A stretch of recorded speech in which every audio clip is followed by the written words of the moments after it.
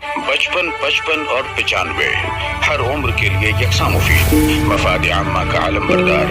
जरूर सब्सक्राइब करें, लाइक करें, शेयर करें और बेल आइकन प्रेस करना न भूलें। Rabbani the scholar YouTube channel.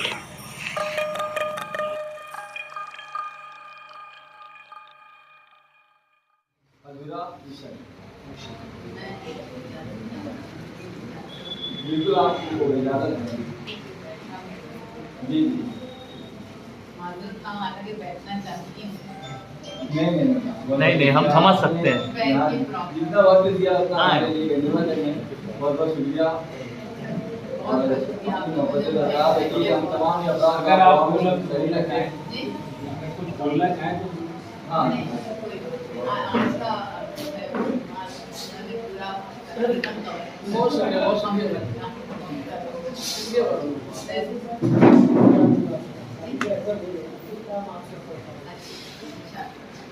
आपकी किताब आधी पढ़ चुकी हूँ, तबसरा बाकी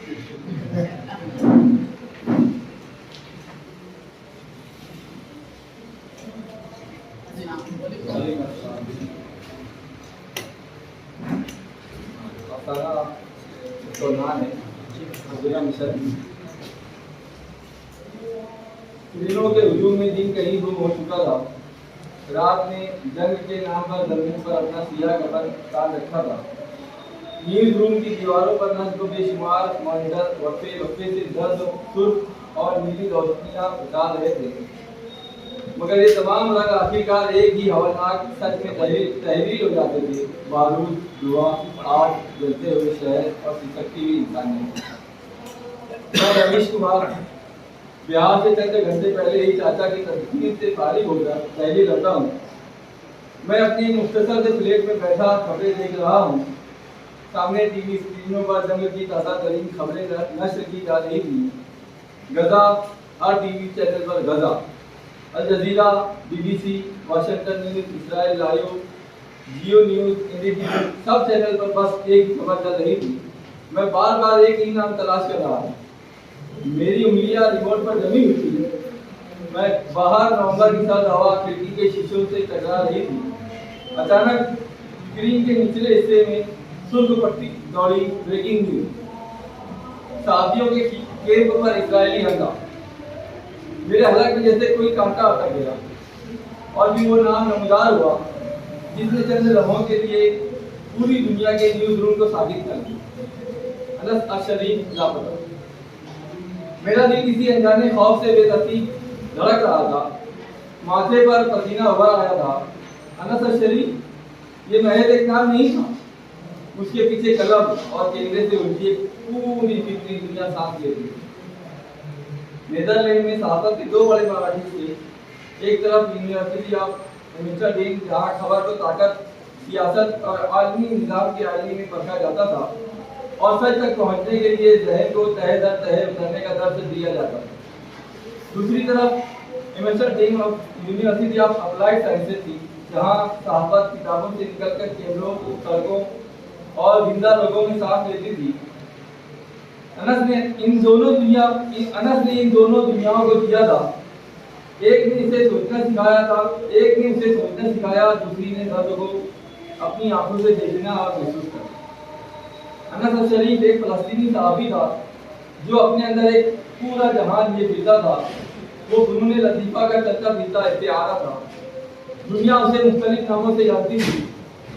किसी के लिए वो अजीम मुसव्विर था, किसी के लिए गवर्नर मश्क अदीब व शायर और किसी के लिए कामयाब ड्रामा नवीस। मगर फलस्तीन के बच्चे उसे सिर्फ एक ही नाम से पुकारते थे, बाबर सलाम, यानी वो शफीक इंसान जिसके बारे में लिखी जाने वाली खबरें भी अरबी फराहन और लिखी थी। उसकी painting Paris, London, New York, Istanbul, Tokyo, Dubai और मुंबई की गैलरियों में करोड़ों डॉलरों में फरोख्त होती। मगर हर नुमाइश के बाद वो एक ही जुमला दोहराता, अगर मेरी पेंटिंग अमन के कबूतरों के जख्मी परों पर मरहम नहीं रख सकती तो वो सिर्फ रंगों का धब्बा है, फन नहीं। वो अपनी कमाई का बड़ा हिस्सा यतीम खानों, अस्पतालों, माजूर बच्चों के मराकज़ और अपनी फलाही तंजीम क़याम अमन पर खर्च कर देता था। दुनिया उसे सिर्फ एक कामयाब तरीन इंसान समझती थी, मगर मैं जानता था कि वो अंदर ही अंदर हर रोज थोड़ा थोड़ा बिगड़ रहा है। रात गए वो अक्सर अधूरी पेंटिंग के सामने बैठा रहता, बरस बेहरकत होता, मगर उसकी आंखों में कोई अनदेखा तूफान मुसलसल बोलता रहता था। हम दोनों एम्स्टर्डम यूनिवर्सिटी में साथ पढ़ते थे। दरिया एम्स्टर्डम के किनारे हम अक्सर रात गए सहाफत, सियासत और जंग पर बहस किया करते। अनस सिगरेट का धुआं हवा में छोड़ते हुए कहता, रमेश, दुनिया में सबसे खतरनाक चीज एटम बम नहीं है, बेहिस इंसान है। मैं हंस देता, मगर वो हल्के से मुस्कुराता भी नहीं। एक रात उसने अचानक पूछा, तुम जानते हो जंग सबसे पहले क्या मारती है? मैंने फौरन कहा, इंसान। कुछ अंदर हमें खामोश रहा, फिर धीरे से कहा, नहीं, जंग सबसे पहले इंसान के अंदर का इंसान मारती। उस रात दरिया की लहरें भी जैसे गुजर हो गई थी। फिर एक दिन उसकी आवाज बदल गई। वो देर तक दरिया की आती जाती लहरों को देखता रहा, फिर आहिस्ता से कहा, रमेश, मुझे डर लगता। मैं चौंक गया। वो पहली बार टूटा हुआ महसूस हुआ। उसने निगाहें झुकाते हुए कहा, मुझे डर है कि कहीं मैं दर्द का आदी ना हो जाऊं, कहीं ऐसा ना हो कि अपने हम वतनों की चीखें सुनकर मेरा एहसास दिन बन जाए। उसी लम्हे मुझे महसूस हुआ कि अंदर सिर्फ दुनिया वालों के दुख नहीं उठा रहा था, वो अपने अंदर भी एक खामोश जंग लड़ रहा था। 30 नवंबर 2025 गजा चल रहा था। इसराइल और फलस्तीन की जंग अपने खौफनाक तरीन मरहले में दाखिल हो चुकी थी। अस्पताल मलबा बन चुके थे, मस्जिदें शहीद हो चुकी थी और स्कूलों के जेर तालीम छोटे छोटे बच्चे पलक झपकते ही ऐसे हो गए जैसे कभी पैदा ही नहीं हुए। जिन शहरों में कभी बच्चों की हंसी गूंजती थी, वहां अब उदासी की गर्द और दर्दनाक चीजें किताबें तैरती थी। जमीन पर बिखरे बस्तों में अब किताबें नहीं थी, सिर्फ रात, खून और बच्चों के अधूरे ख्वाब पड़े थे। इंटरनेट की तारें कटते ही फलस्तीन दुनिया से टूटकर एक तारीख जजीरे में बदल चुका था। सिर्फ बैनुल अक़वामी सहाफ़ियों का कैंप ही वो वाहिद मकाम रह गया था जहां महदूद नेटवर्क के जरिए दुनिया फलस्तीन की तबाही का गुरेज बंदर बराह रास्त देख रही थी। अनस और मैं इन्हीं टीमों में मौजूद थे। हमारे साथ जॉन फ्रांसिस्को, रॉबर्ट विल्सन, लीला मुर्गान और समेत मुख्तलिफ मुल्कों के सहाफ़ी और दर्जनों फ्रीलांस रिपोर्टर्स थे। हमारे कैमरे अब सिर्फ मनाज़िर कैद नहीं कर रहे, बल्कि तारीख के जख्म महसूस कर रहे थे। अचानक चाचा के इंतकाल की खबर सुनकर मैं हिंदुस्तान लौट आया। उनके अंतिम संस्कार के बाद मैं वापस दिल्ली अपने फ्लैट में आ गया और अब तन्हाई की इस बंद खिड़की के पीछे बैठा मुसलसल खबर के मलका आलिया इंटरनेशनल एयरपोर्ट जाना था और वहां से आगे फलस्तीन में मौजूद बैनुल अक़वामी सहाफ़ियों के केंद्र तक पहुंचना था। चाचा की मौत के बाद मेरे अंदर पैदा होने वाला खिला गजा से आती खबरों के साथ और गहरा होता जा रहा था, जैसे मेरा जाती दुख इज्तिमाई अलमिये के सामने आकर अपनी ही खामोशी में डूबता जा रहा था। उसी दौरान अनस से रब्ता हुआ। मैंने लिखा, दोस्त कैसे हो? चंद लम्हे स्क्रीन पर सिर्फ टाइपिंग दिखाई देता रहा। फिर अचानक वीडियो कॉल आ गई। स्क्रीन गरज रही थी, पस मंजर में दुनिया टूट रही थी। जलते खीमे, धुआं, दौड़ती परछाइयां और कहीं दूर गिरते बमों की भारी बाज़गश्त। मगर इन तमाम हवानाकियों के दरमियान अनस का चेहरा गैर मामूली तौर पर पुरसुकून था। अगरचे कि आंखों के नीचे बड़े गहरे सिया हल्के उसके हालात की पूरी कहानी बयान कर रहे थे। उसने आहिस्ता से कहा, रमेश, आखिरी रस्मात अदा हो गई। मैं चंद लम्हे खामोश रहा, अल्फाज जैसे गले में अटक गए हो। हाँ, मैंने बमुश्किल कहा। अनस ने धीरे से सर हिलाया, जैसे मौत अब उसके लिए कोई नई खबर न रही हो।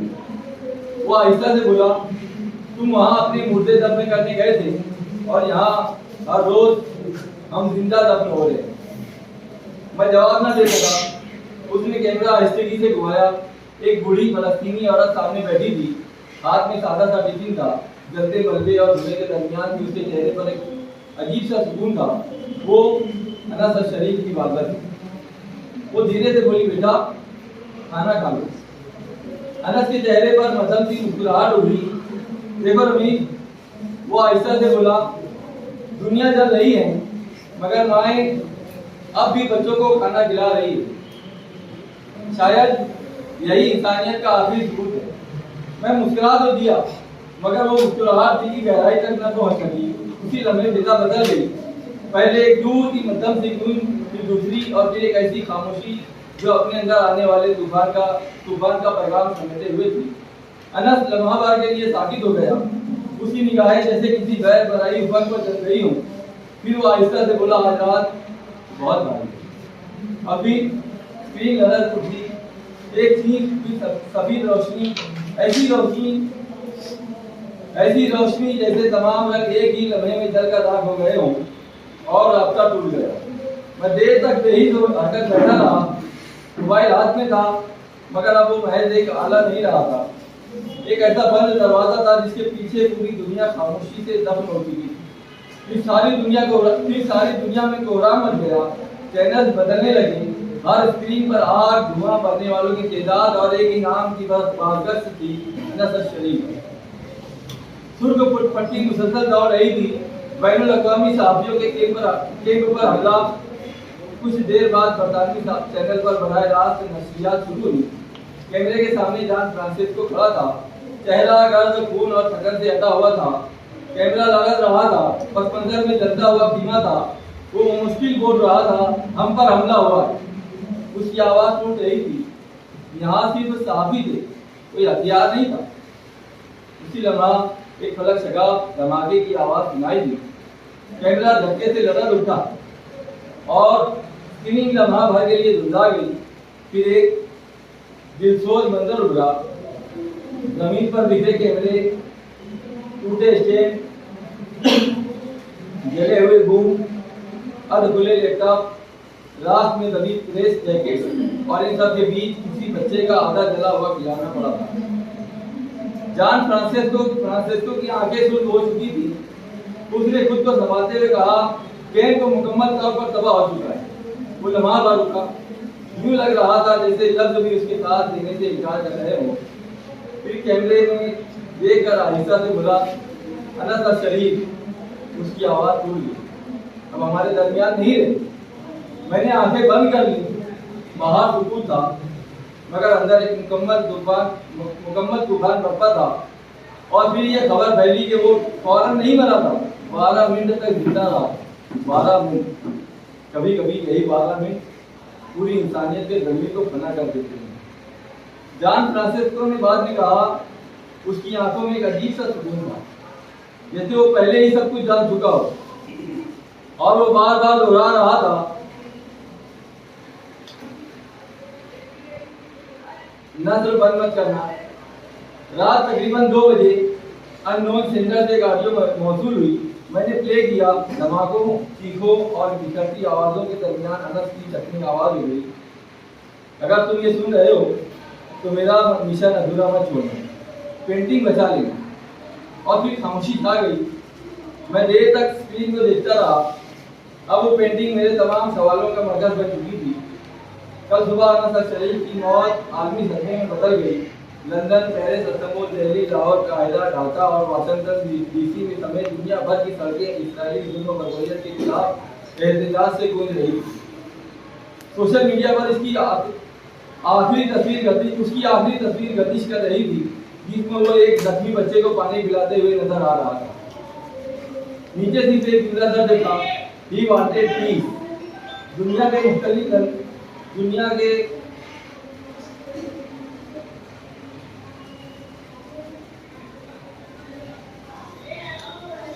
नीचे सिर्फ एक जुमला दर्ज था, ही वांटेड पीस।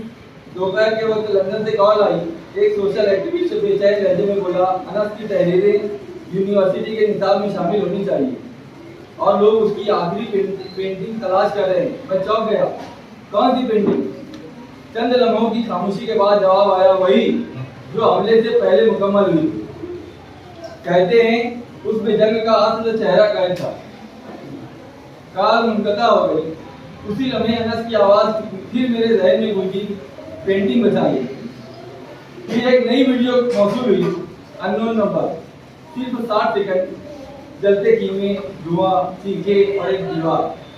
उस दीवार से लगे इजल पर कैनवास टिका था। उसके नीचे जैसे जलती हुई स्याही से लिखा था, जंगे हमेशा माहौल से आती है। अचानक स्क्रीन सिया हो गई और कमरे में गहरी खामोशी उतर आई। वीडियो खत्म होते ही यूं लगा जैसे मेरे अंदर कब्र सा अंधेरा उतर आया हो। टीवी की नीली रोशनी दीवारों पर रेंग रही थी और फिजा खौफ की तबीयत तय में डूब चुकी थी। उसी लम्हे दरवाजे पर दस्तक हुई, दिल जैसे सीने में ठहर गया।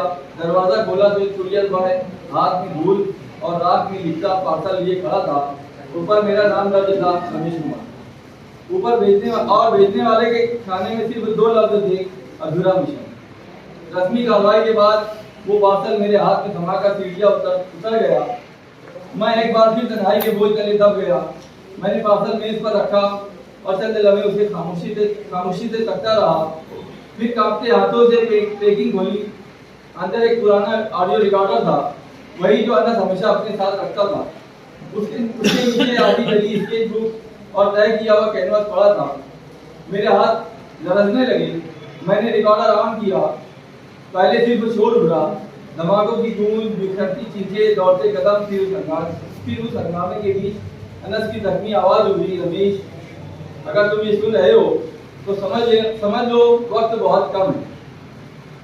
चंद लम्हे सिर्फ सांसों का शोर था। फिर वो बोला, ये सिर्फ जंग नहीं है, एक मंसूबा है। पस मंजर में चीखें और करीब आती जा रही थी। मैंने तफ्तीश की है, इन जंगों के पीछे एक पूरा नेटवर्क है, तुम्हें उन्हें बेनकाब करना होगा। मैं साथी खड़ा रह गया, उंगलियां रिकॉर्डर पर जम गई। ये सिर्फ मजहबी जुनून नहीं, पहले से तयशुदा साजिश है। अचानक एक शदीद धमाका, फिर लम्हा भर की खामोशी। उसकी आवाज अब टूट रही थी। मेरे पास सबूत है, वीडियोस, नाम, पता, अकाउंट, सब कुछ। मेरा दिल बेतरतीब धड़कनों में उलझ गया। वो बिखरती सांसों में बोला, याद रखो, जंगें सिर्फ जमीनों पर कब्जे के लिए नहीं होती, ये सब डॉलर का खेल है। चंद लम्हे सिर्फ उसकी आती जाती सांसें सुनाई देती रही। वो कभी दहशतगर्दी के नाम पर, कभी अमन के नाम पर दुनिया को जलाए रखते हैं ताकि उनकी मंडियां आबाद रहें। फिर उसकी आवाज में अजीब सी नरमी उतर आई, रमेश मुमकिन है मैं मर जाऊं, मगर सच नहीं मरता। उन्होंने हमला इसीलिए किया है ताकि सच दफन हो जाए। अब उसकी आवाज दम तोड़ती हुई महसूस हो रही थी, मगर तुम उन्हें रोक सकते हो। फिर तवील वक्त और आखिर में सिर्फ सरगोशी पेंटिंग में घूमना।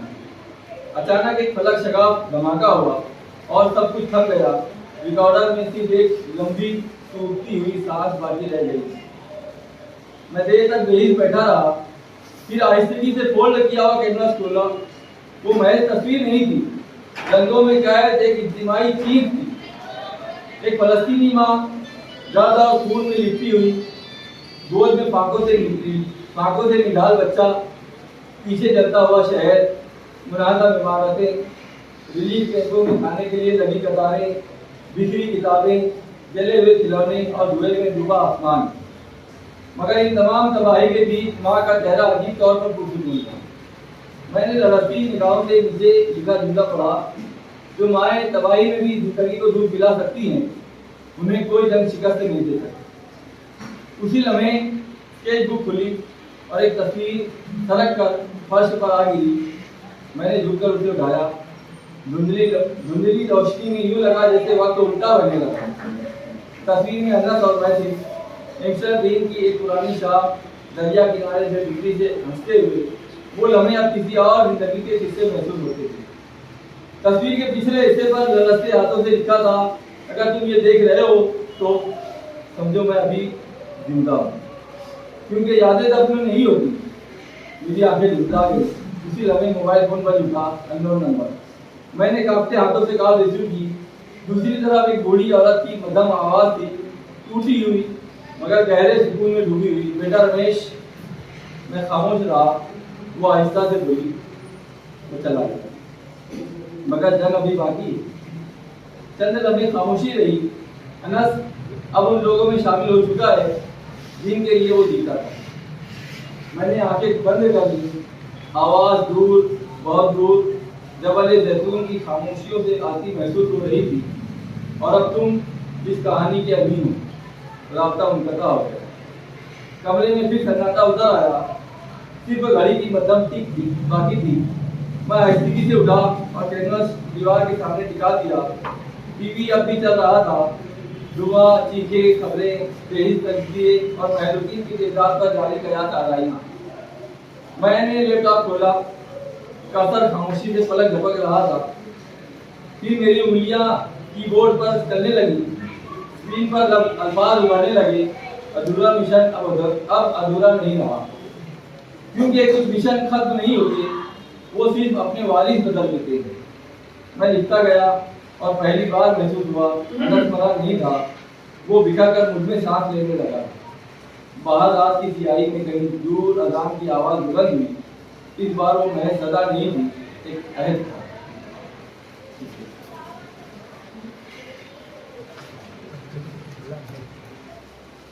तबसरा के लिए जो अहवाल आना चाहे।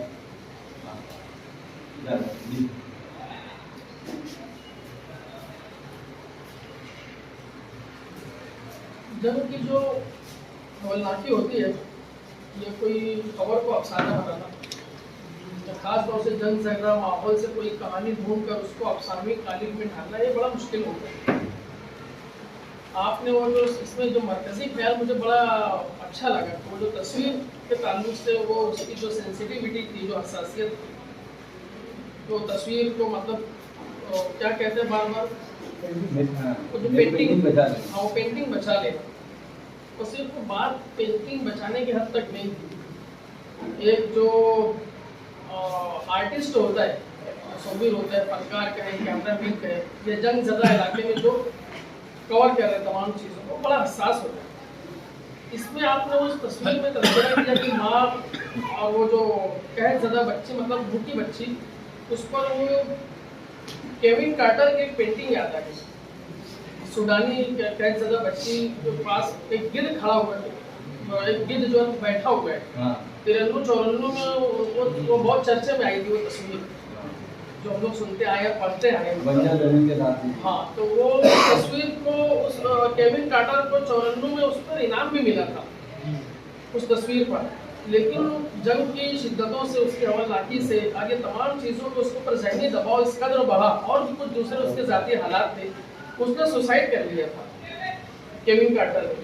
बहरहाल ये आपने जो अफसाना सुनाया, बहुत सारी अफसाना का मौजूद अच्छा था। उसको ऐसे जंग-ज़दा माहौल को अफसानवी कालिब में डालना थोड़ा सा मुश्किल होता है, क्योंकि उसमें बार बार अफसानवी रंग छूटते महसूस होता है बार बार। और आपने बेशुमार जगह आपने जुमला पूरा नहीं किया, कई जगह से सामने अगर हम लोग उसको अफसाना, क्योंकि बुलंद खानी के वक्त तो पूरी चीज़ें हम लोग बाकायदा सुन नहीं पाते, लेकिन कई जगह ऐसा हो कि आपने जुमलों को जो तो प्री मैच्योर रहने दिया, यानी सतवासे रह गए जुमले, वो पूरा जुमला सही तरीके से मतलब डिलीवर नहीं हुआ, आपने उसको लिखा नहीं, सिर्फ कुछ तेजाब का जिक्र कर दिया, अशिया के तस्करी, यानी क्या उसके बाद क्या। तो बहरकैफ आपने कोशिश अच्छी की है, लेकिन इससे पहले के जो 2 अफसाने आपने सुनाए थे वो बड़े मस्त अफसाने थे, बाकायदा अफसानी रंग में रंगे हुए थे। थोड़ा सा ये कच्चा पक्का सा लग रहा है, इसको रिराइट करके जो गैर ज़रूरी बहुत सारी चीज़ें आ गई है। जैसे इसमें होता क्या है कि नया कुछ नहीं रहता जंग के बारे में, हर तरफ जहाँ जंग होगी यही हालात रहेंगे, जहाँ पर भी जंग होगी नाइंसाफी रहेगी, ताकतवर का बोलबाला रहेगा, लोग कुचले जाएंगे, भूख रहेगी, यही सारी चीज़ें रहेंगी, पानी के एक कतरे के लिए लोग तरसेंगे। तो नया कुछ रहता नहीं है जंग के मना। लेकिन जब हम लोग इसको जब उसमें से कहानी ढूंढो तो उसके अंदर वही कहानी जब डेवलप होती है, तो उसके अंदर हम लोग पस मंजर तो जंग का रहता है, लेकिन उसके अंदर से एक कहानी पनपते रहती है। हम लोग जब उस कहानी के ताल्लुक से जब तजस्सुस से पढ़ते जाते हैं और पस मंजर उसका वही है जंग का, तो वो उसकी तासुर फैजी ताबीर रहती है। आपने एक अच्छी कोशिश की है बिलाशुबा, लेकिन कुछ जुमला बंदियाँ आप देख लीजिए, कुछ जुमले अधूरे रह गए वो देख लीजिए। और वो नौजवान कौन सा कुड़ियल बोले थे आप, कड़ियल नौजवान, वो भी तलफ़्फ़ुज़ जरा साफ देखिए, कड़ियल नौजवान है ना, कुड़ियल आपने पाथर वगैरह लाते ले जाते सॉरी हाँ कुड़ियल कहा। तो और एक बात जो मैं अक्सर बोलता हूँ हारून अख्तर साहब को भी और आपको भी, कि अफसाना अच्छा भी रहता है ना, तो आप लोगों की बुलंद खानी में थोड़ा सा जो प्रॉब्लम आता है, या जैसे मैं सादिक भाई को भी बोलता हूँ, उनके तलफ़्फ़ुज़ बराबर रहता है, लेकिन आवाज़ उनकी धीमी रहती है। तो इसमें आप जो है ना तमाम लफ्ज़ को सही तरीके से अगर आप अदा करते, आखिरी बैठा हुआ जो सामने है उसके कान तक आपके जो भी लफ्ज़ की तलफ़्फ़ुज़ किया जाएगा तो वो सही तरीके से जाए, और इंटोनेशंस का आप अगर ख्याल रखें, कहाँ पर आपने ऐसा लगता है ना एराब भी जो है ना, कहाँ पे क्या पढ़ना था आपने क्या पढ़ा, तो अच्छे भले अफसाने का खून भी जो है तो कच्ची पक्की दुल्हन खाने की वजह से उसका खून हो जाता है। तो आपने ये अफसाना मुझे अपील किया, ऐसा नहीं कि नहीं, तो खास तौर से तस्वीर का आपने जो तस्करा किया है, आपको मैं मुबारकबाद पेश करता हूँ और उम्मीद रखता हूँ कि पिछले जो 2 अफसाने आप लाए तो वैसा अफसाना हो।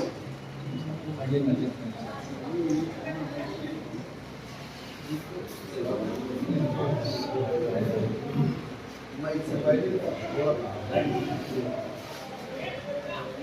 एकदम सही बात, तो आप मेरे सही बोले आपकी आवाज से आसिफ भाई खड़े हुए तो एक बात सीखा मैं कि किसी का भी आवाज लेने में थोड़ा रुक जाए।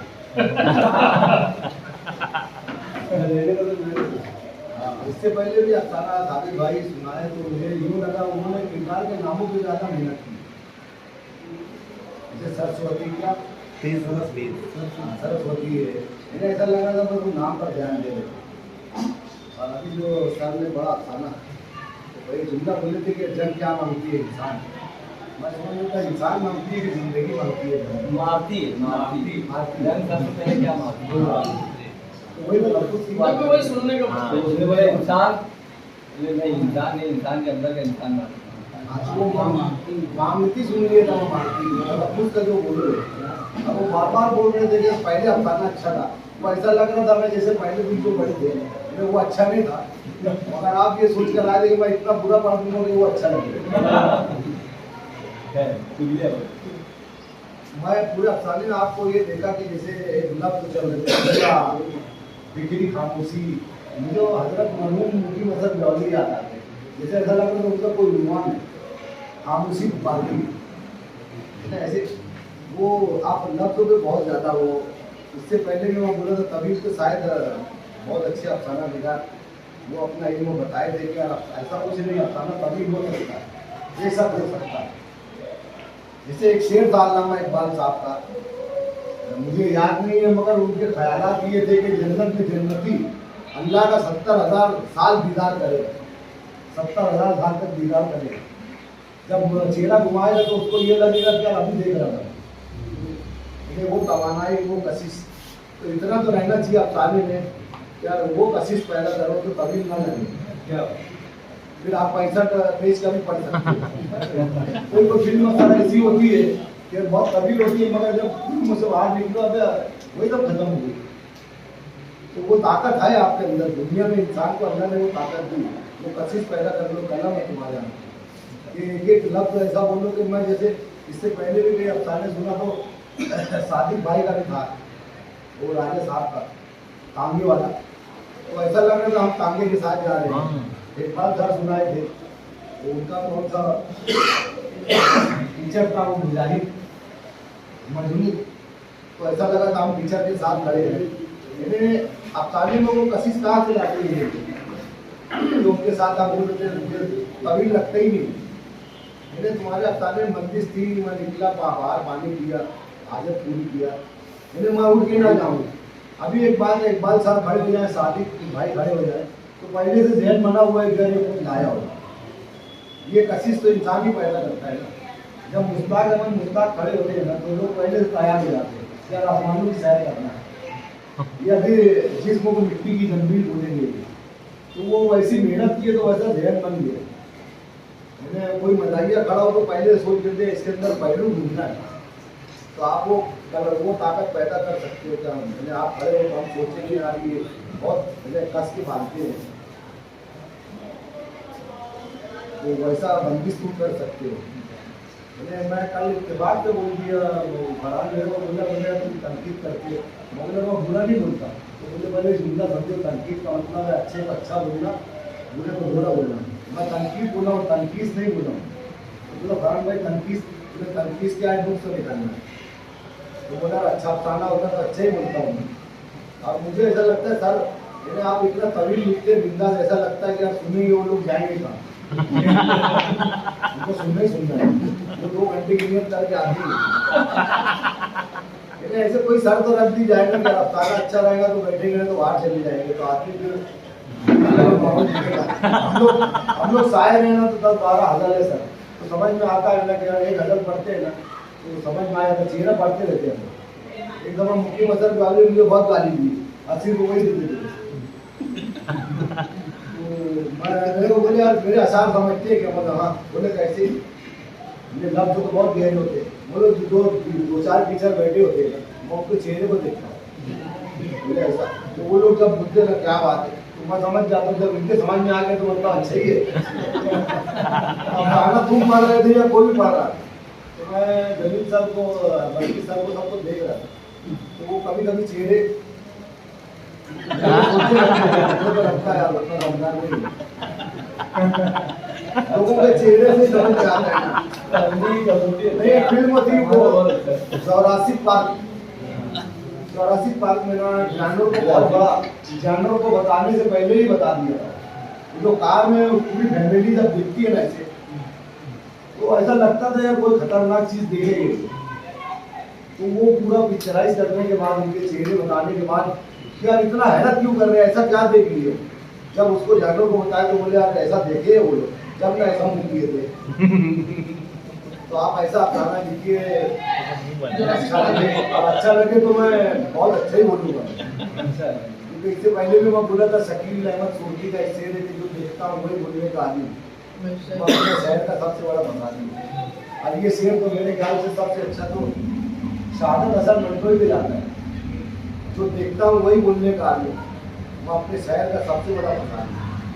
कुछ पढ़ा मैंने उनको, तो मुझे ऐसा लग रहा था मेरे खानदान के ये बुजुर्ग लग रहे एकदम अपना मन लग रहा है। और लग तो यार मैं पागल ना हो जाऊँ। बहुत अच्छा, बहुत बढ़िया। आप नहीं बोलते तो मैं ये भी नहीं बोल रहा।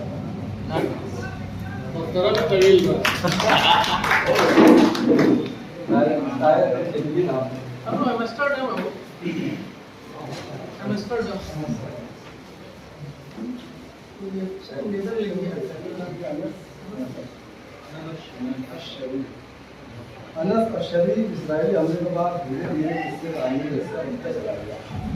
उसकी रुखसत में उसकी पेंटिंग के तरह एहतजाज बनकर रह गए, जिनकी नुमाइश पर वो अक्सर कहा करता था कि अगर मेरी पेंटिंग मजदूरों की तरफ से इजहार न कर सके तो वो कैनवस पर बिखरे रंग है। उसकी आंखों में कई रंग आए गए। उसने कहा नशरियात बंद मत करना, मगर जुमला मुकम्मल होते स्क्रीन में कुछ लहरें उभरी और फिर स्क्रीन सीधा हो। ये मैं अमली तनकीद मैंने की है, तो आप बैठ कर कई सफात दो करेगा। क्या वाह वाह।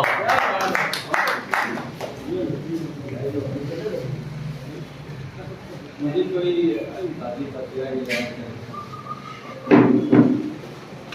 मुझे नहीं जब इंशाल्लाह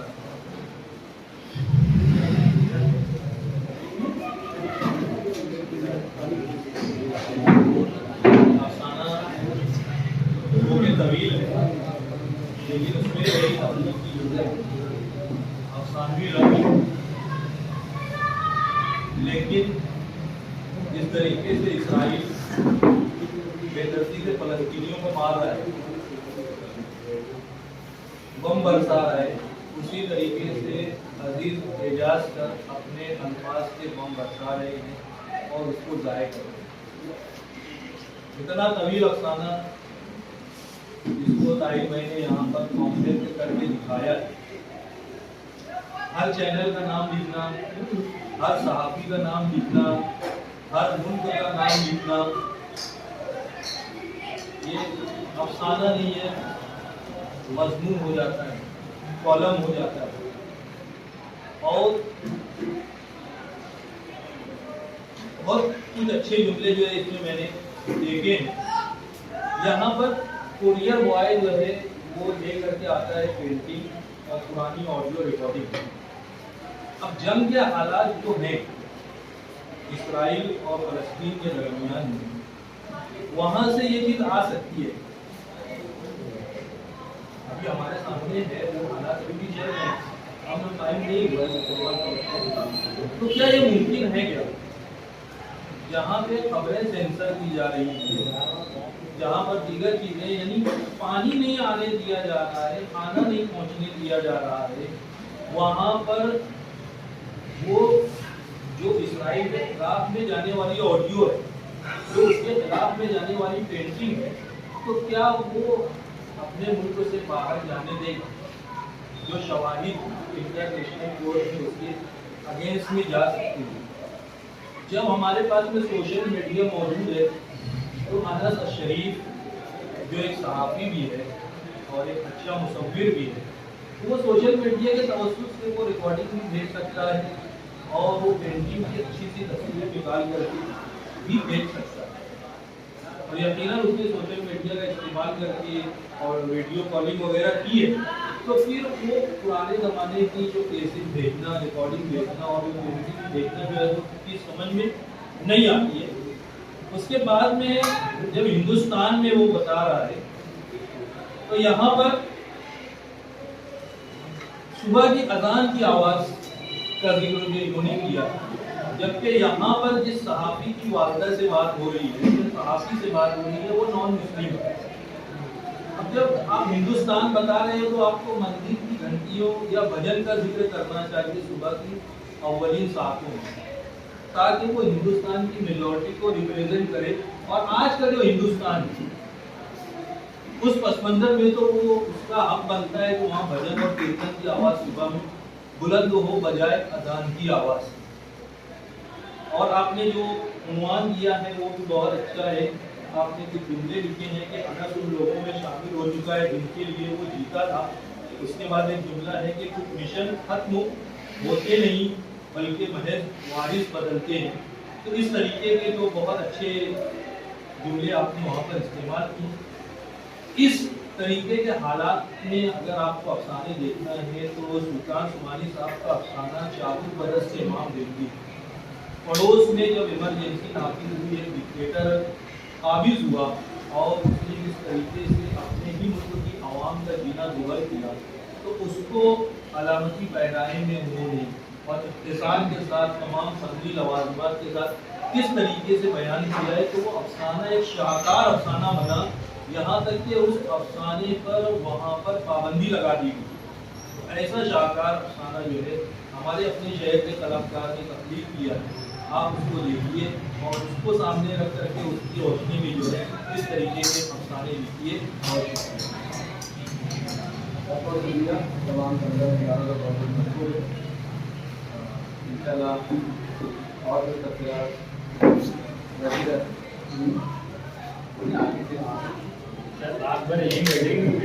अगले हर हफ्ता साहब हमारे अगले कर्मकार है, मैं आवाज़ देता हूँ नौजवान के साथ मौजूद का इस्तेमाल करें इंशाअल्लाह। 55 और 95 हर उम्र के लिए यकसा मुफीद, मफाद आम्मा का आलम बरदार। जरूर सब्सक्राइब करें, लाइक करें, शेयर करें और बेल आइकन प्रेस करना न भूलें। Rabbani the scholar YouTube channel.